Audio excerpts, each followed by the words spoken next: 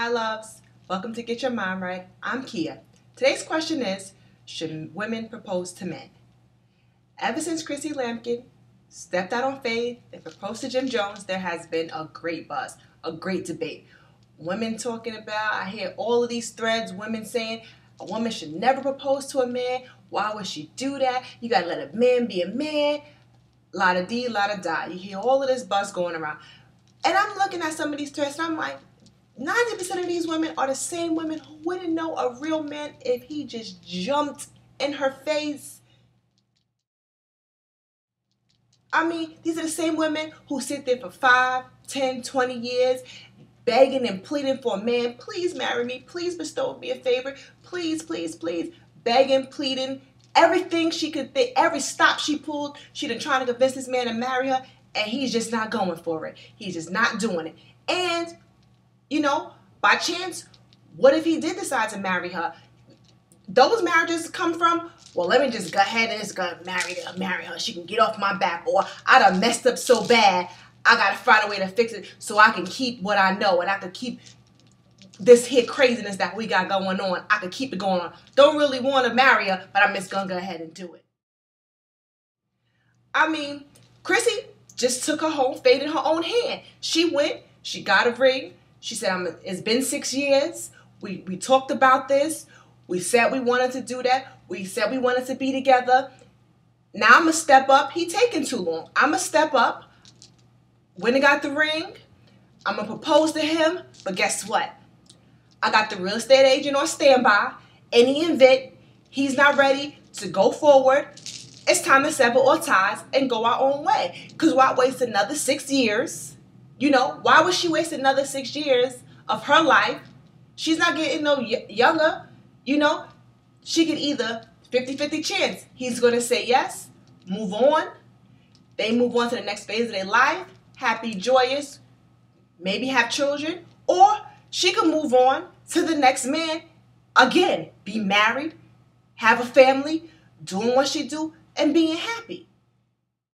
I hear a lot of people talking about, oh, did you see Jim's response? He never said yes. Oh, and when he seemed like he didn't really want to marry her, and he's hesitant, and he's telling her to slow down. I mean, I feel like I'm in a Twilight Zone. Was I watching the same show that everyone else is watching, or was I watching a different show? Am I tuned in on a different station, or am I on Mars watching this show? I mean, really. I don't see where he ever did anything but profess his love. He did say, if you go back and really dissect the show and watch the show and pay attention to the show from the beginning to the end. Don't just take that one situation or those one circumstances and blow them up and make it into what you want them to be. You got to really pay attention to the whole dynamic of what was going on. He did state that he wanted to move on with her. He understood that she was the one. That's his heart. He wanted to be with her, but he was scared of marriage. He had a fear of marriage. He had 50% of him wanted to marry her, but there's a 50% of him that was like, I'm afraid. I have fear. I don't know if this is going to work out. In the United States, we don't do too good with marriage here. So I can understand if someone would have fears and reservations for marriage.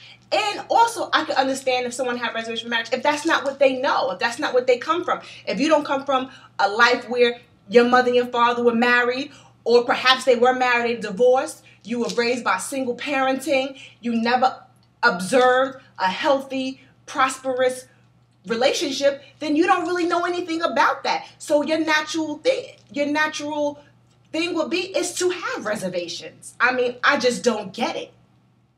I mean, women, you got to stop always knocking another woman, and you also got to step up and get what you want out of life. Stop sitting around here waiting for men to say, oh, I got you. Oh, I'm going to do you a favor, and I'm going to marry you. I'm going to do this. I'm going to do that. Begging and pleading. I mean, you are the prize. Let him know that you are the prize. He don't choose you. You choose him.